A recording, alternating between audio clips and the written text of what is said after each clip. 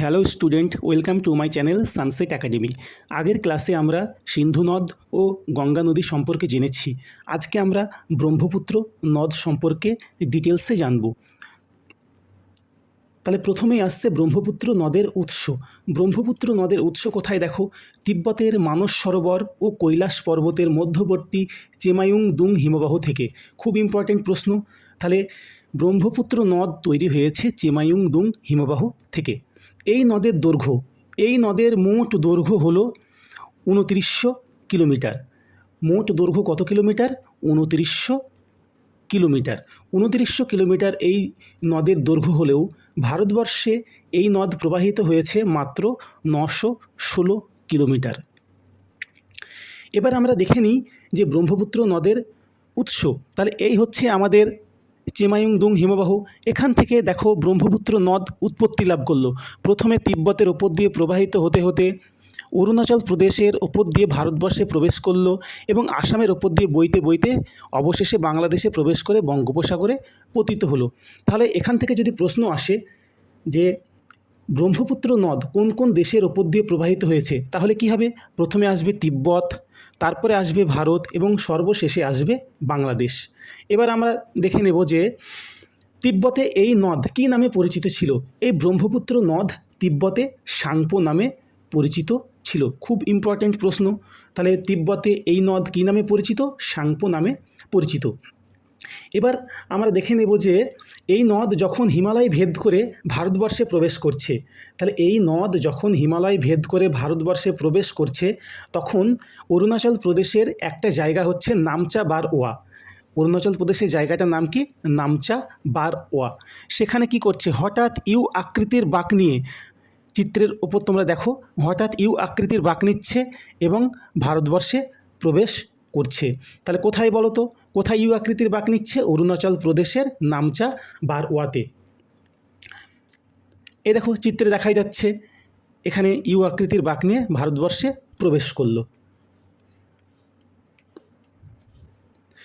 এবার ব্রহ্মপুত্র নদের আঞ্চলিক নাম এবং প্রবাহ সম্পর্কে আমরা দেখে নেব। দেখো, যখন অরুণাচল প্রদেশে ব্রহ্মপুত্র নদ প্রবেশ করলো তখন দিহাং ও সিয়াং নামে পরিচিত হলো। তাহলে এখান থেকে আমরা দেখে নিই, অরুণাচল প্রদেশের পার্বত্য বা পাহাড়ি অঞ্চলে এই নদ সিয়াং নামে পরিচিত। এই যখন ভারতবর্ষে অরুণাচল প্রদেশে প্রবেশ করলো, এই যে জায়গাটা, এটা হচ্ছে অরুণাচল প্রদেশের পার্বত্য অঞ্চল। এই পার্বত্য অঞ্চলে ব্রহ্মপুত্র নদ কী নামে পরিচিত? সিয়াং নামে পরিচিত। এবং যখন পার্বত্য অঞ্চল ছেড়ে সমভূমিতে প্রবেশ করলো, পার্বত্য অঞ্চল ছেড়ে কোথায় প্রবেশ করলো? সমভূমিতে প্রবেশ করলো, তখন এই নদ কী নামে পরিচিত? দিহাং নামে পরিচিত। তাহলে পার্বত্য অঞ্চলে ছিল সিয়াং নামে পরিচিত এবং পার্বত্য অঞ্চল ছেড়ে যখন সমভূমিতে প্রবেশ করলো তখন দিহাং নামে পরিচিতি লাভ করলো।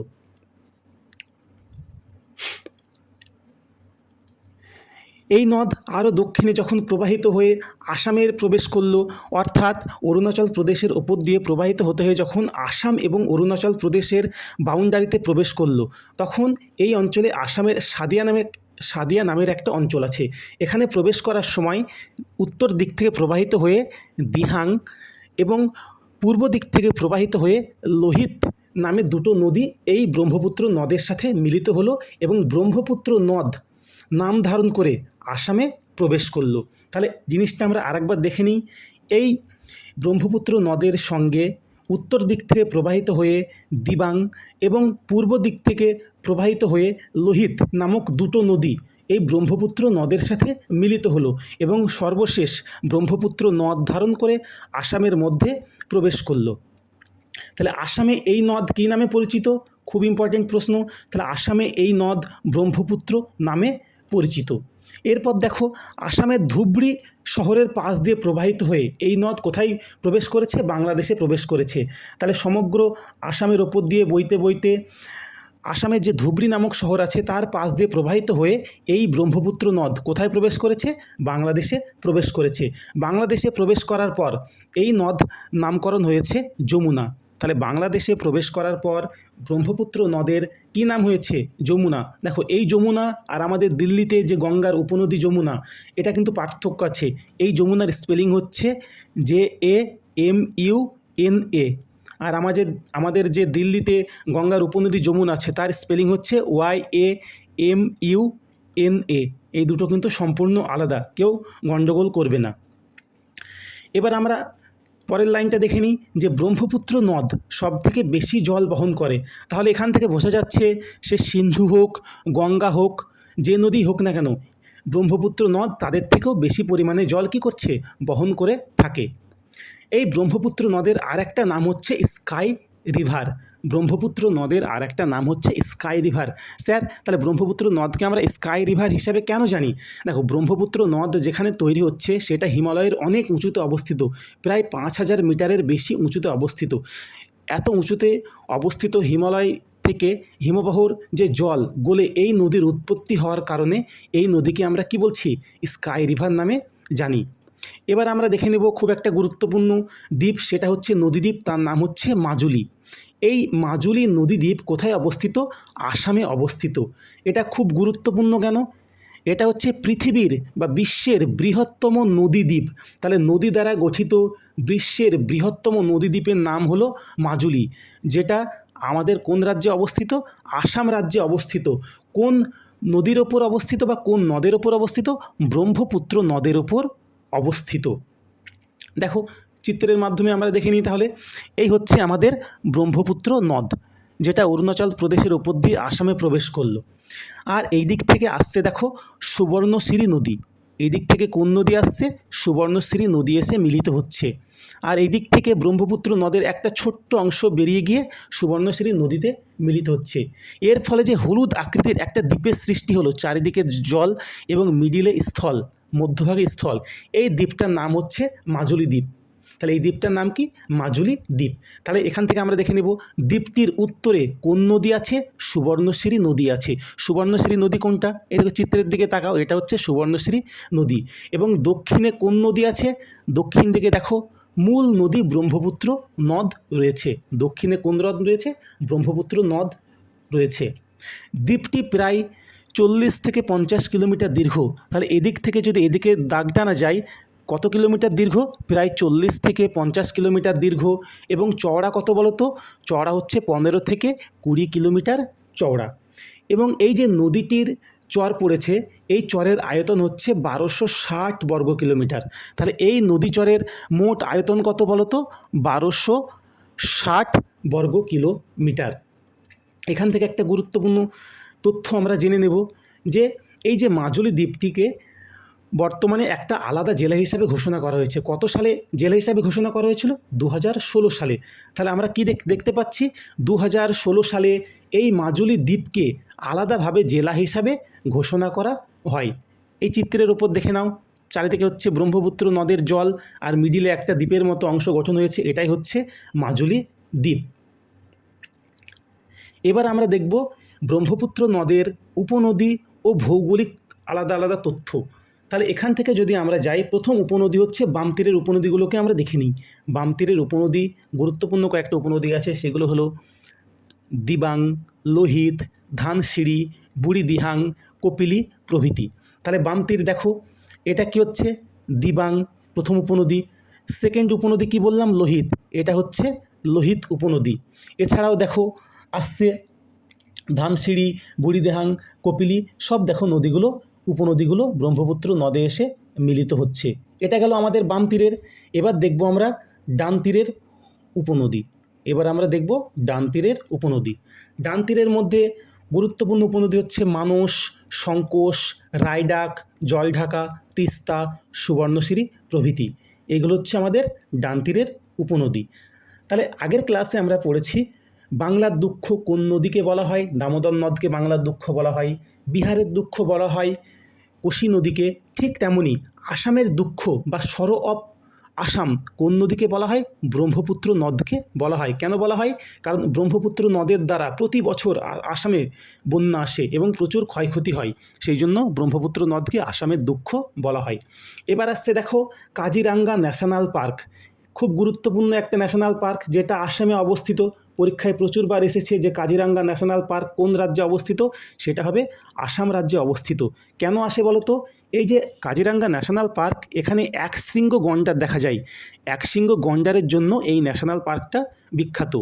এই যে ন্যাশনাল পার্ক আছে, এটা ব্রহ্মপুত্র নদের তীরে অবস্থিত। এটা কোন নদের তীরে অবস্থিত?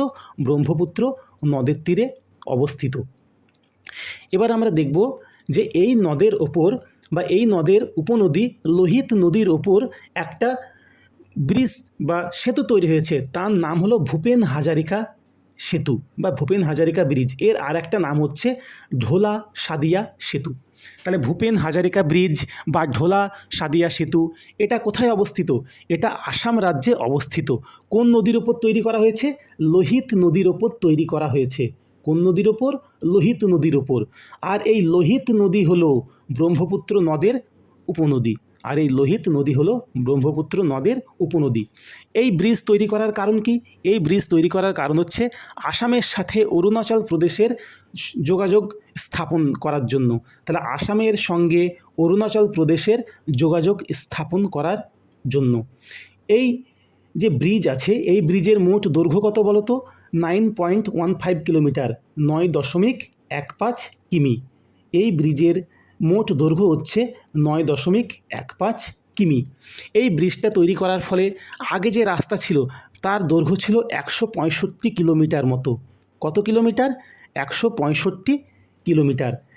যখন এই ব্রিজটা ছিল না, তখন আসাম থেকে অরুণাচল প্রদেশ যেতে গেলে সমস্ত মানুষজনকে 165 কিলোমিটার রাস্তা ঘুরে যেতে হতো।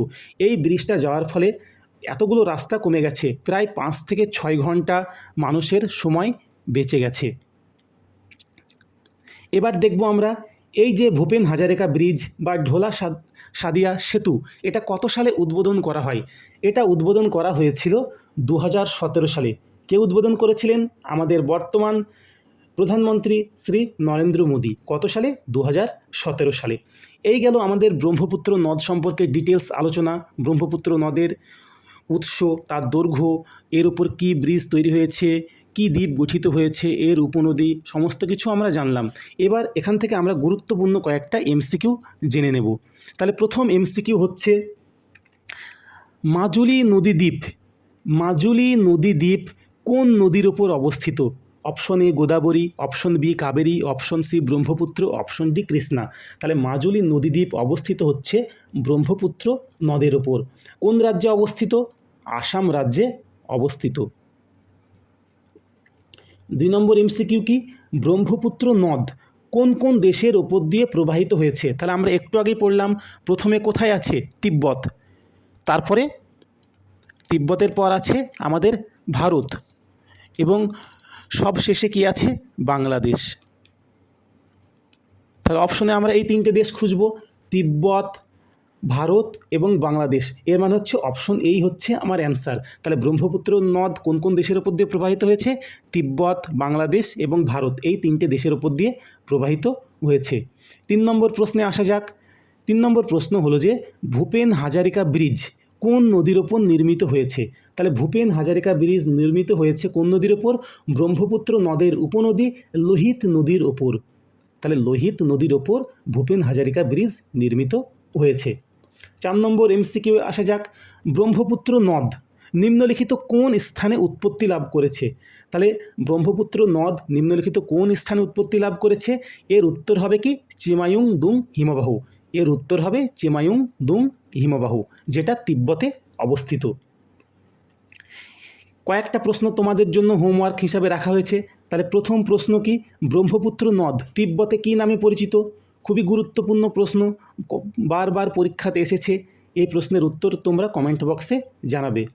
দ্বিতীয় হোমওয়ার্কের প্রশ্ন হলো ব্রহ্মপুত্র নদ নিম্নের কোন স্থানে ইউ আকৃতির বাঁক নিয়ে ভারতে প্রবেশ করেছে? ব্রহ্মপুত্র নদ নিম্নের কোন স্থানে ইউ আকৃতির বাঁক নিয়ে ভারতে প্রবেশ করেছে? Option A Namcha Barwa, option B Sikkim, option C আসামের Dhubri, option D Itanagar. Comment বক্সে তোমরা এর উত্তরটা লিখবে। পরের এমসিকিউ প্রশ্ন, নিম্নের কোন নদীটি ব্রহ্মপুত্র নদের উপনদী নয়? নিম্নের কোন নদীটি ব্রহ্মপুত্র নদের উপনদী নয়? এই 9 শব্দগুলো ভালো করে লক্ষ্য করবে। Option A Subansiri, option B Lohit, option C Gandak, option D Manas. এর উত্তরটাও তোমরা কমেন্ট বক্সে লিখবে। আজকে লাস্ট প্রশ্ন, হোমওয়ার্ক। বিশ্বের বৃহত্তম নদীদ্বীপ মাজুলি নিম্নের কোন রাজ্যে অবস্থিত? বিশ্বের বৃহত্তম নদীদ্বীপ মাজুলি নিম্নের কোন রাজ্যে অবস্থিত? Option A Orissa, option B Jharkhand, option C Madhya Pradesh, option D Assam. এই প্রশ্নের উত্তরটাও তোমরা কমেন্ট বক্সে লিখে জানাবে।